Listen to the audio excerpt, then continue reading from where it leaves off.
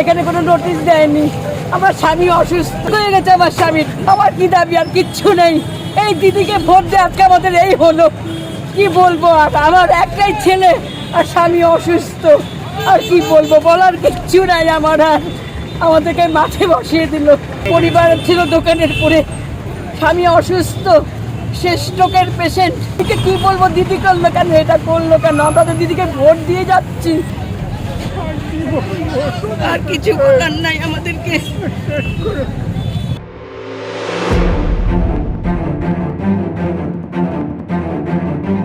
मुख्यमन्त्री ममता ब्यानर्जीको निर्देशपछि सिलगढी नगर निगमले अतिक्रमण विरुद्ध लगातार अभियान चलाइरहेको छ।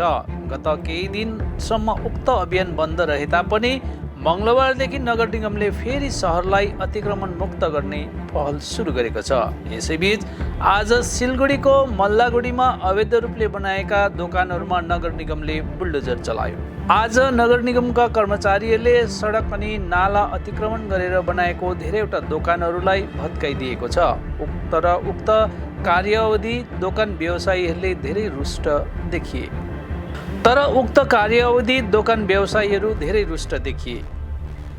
एकजना महिला व्यवसायीले आरोप लगाउँदै भने यसबारे हामीलाई कुनै नोटिस दिएको थिएन। यसको साथै आज कारवाही गर्न अघि पनि आफूलाई कुनै समय दिएन। यसैगरी अर्कोतिर दोस्रो महिला व्यवसायीले आफूले गत 35 वर्षदेखि नालामाथि एउटा सानो दोकान चलाएर परिवारको भरण पोषण गर्दै आइरहेको बताइन्। तिनले भनिन्, लोग्ने बिमार छ, यसैले छोरासित मिलेर दोकान चलाइरहेको छु। जसोतसो गरेर परिवारको गुजारा भइरहेको थियो। तर अब त्यही दोकान पनि भत्काइदिएपछि आय स्रोत पूर्ण रूपले बन्द भयो।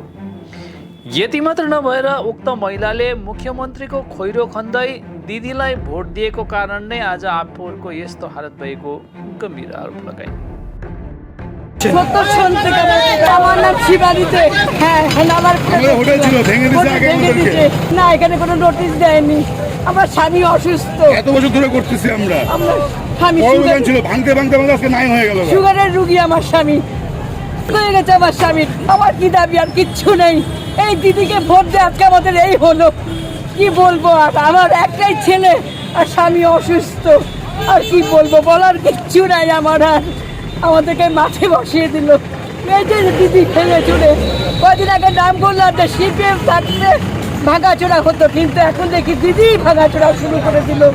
কিচ্ছু করার নেই ভাই, কিচ্ছু করার নেই। এখন আমরা কি বলবো? দিন আনছি, দিন খাচ্ছিলাম, এখান থেকে আমাদের শেষ করে দিল। পরিবার ছিল দোকানের পরে, স্বামী অসুস্থ, শেষ স্ট্রোকের পেশেন্ট। কি বলবো? ওই যে দাঁড়িয়ে আছে, দেখেন না। কি বলবো? দিদি করলো কেন, এটা করলো কেন? আমরা তো দিদিকে ভোট দিয়ে যাচ্ছি। এখন দিদি না জিতলে আমরা কি করব? দিদিকে আমরা ভোট, আমরা সব পরিবারে আমরা দিয়ে যাচ্ছি ভোট। কিচ্ছু বলার নাই আমাদের। আর ওই যে আমার স্বামী অসুস্থ, যাচ্ছ, উনি অসুস্থ, এই ছেলে বাঁচিয়ে রেখেছে। আজকে আমাদের এই যে আমার স্বামী স্ট্রোক হয়ে উনি পড়ে আছে। কি বলবো? বলার কিছু নাই। আর দিন আনতাম, দিন খেতাম, আর কিছু বলার নাই আমাদেরকে।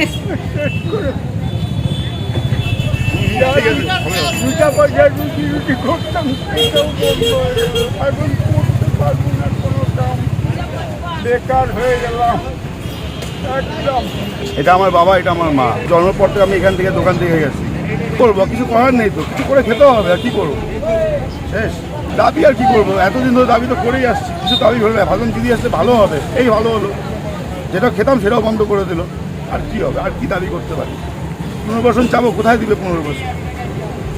এই আমাদের দাবি, আর কিছু দাবি নেই। বাবা মাকে আমি কেউ কথা বলতাম। আমরা একটু কি করলো, আপনারা দেখলেনই তো, সবাই তো দেখলেন কে করলো। কোনো পাওয়া হয়নি, কোনো ব্যবস্থা নেই। এই দোকানের উপরেই আমাদের ফ্যামিলি অসুস্থ। আমার স্বামী স্ট্রোকের মানুষ, এই দিয়েই সব কিছু আমাদের। আমরা 3 দিন ধরে দোকানে আসতেছি না। আমাদের এখন আজকে একজনে খবর দিল, আমরা আসলাম। আমরা জানিও না স্বপ্নে কি দোকান ভাঙছে। একজনে বললো যে দোকান ভাঙতেছে, তুমি তাড়াতাড়ি আসো। আমার স্বামী দেখেন এদিকে স্ট্রোক কিছু করে ফেলে নাকি তার ঠিক নাই। স্ট্রোকের লোক 2বার স্ট্রোক হয়ে গেছে। এবার হলে সরিয়ে দেওয়া হচ্ছে। একটু তো আমাদের সময় দেওয়া দরকার ছিল, যে বলার দরকার ছিল যে তোমরা ওই দোকানগুলো সরাও। আমরা তো জানি না। আমি রিকোয়েস্ট করলাম, দাঁড়ান আমরা সরাচ্ছি, আমরা এসে গেছি, সরাচ্ছি। ছিলাম না দোকানে, আমরা দোকানে ছিলামই না। দিদির থেকে কি মান করবো?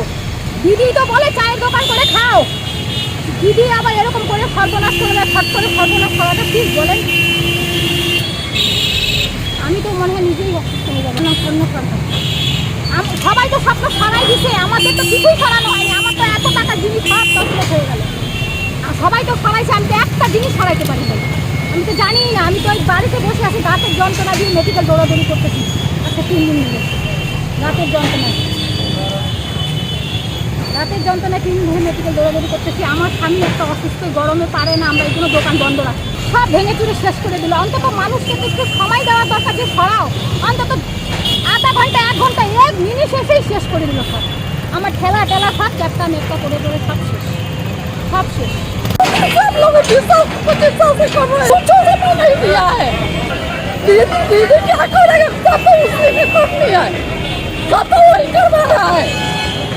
गरीब आदमी कहाँ खाएंगे, कहाँ जाएंगे, चलो बाल बच्चा कहाँ से पालेंगे?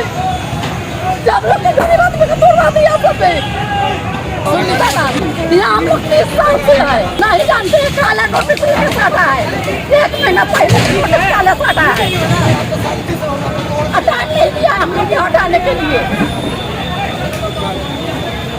4 को बाल बच्चा का पालने के लिए जगह देगा हम लोग के, खाने के लिए देगा जगह, कहाँ जाएंगे हम लोग? या फिर वोट नहीं आएगा सरकार के, जाएगा कहाँ हम लोग खाने? वोट के लगे आएगा क्या? घर जो भाई बहन करने आएगा, भाई बहन करने आता है। अगर तो दिया कौन करेगा, देगा हम लोग के गरीब आदमी के खाने के लिए, चाय रहने के लिए आ रहा है। और तो वही तो जाने का काहे हटा रहा है, गरीब आदमी से तो भगा रहा है। हम लोग की जगह चाहिए, हम लोग के कमाने खाने की जगह चाहिए, कहाँ जाएंगे हम लोग गरीब आदमी? हम लोग की जगह नहीं देगा तो कहाँ जाएंगे? और अकेला हटाला तोड़वा दिया हम लोग के गरीब आदमी के, कहाँ से लाएंगे हम लोग? এখানে প্রায় 10 বছর আমাদেরকে কোনো টাইম দেয়নি, আমাদের কোনো নোটিস না, আমরা কিছু জানি না, আমাদেরকে কোনো টাইম চায়ের দোকান, আমরা গরিব মানুষ কিছু দোকান করতে পারি না। করে খাই আমার ঘর হ্যান্ডিক্যাপ আছে, হ্যাঁ কিভাবে ভাঙিয়ে দিল দেখো তাহলে দোকান। নোটিস कोई किच्छु देय ना, आज के बोले हो ना सब दुकान सराइते लगते हैं, नहीं आज भांग से। हाँ उधर में तो हम लोग दुकान तोड़ दिया, ये लोग बताया ही नहीं से हाँ बताना है दुकान या कुछ करना है, कुछ भी नहीं, ये लोग जबरदस्ती कर रहा है अपना।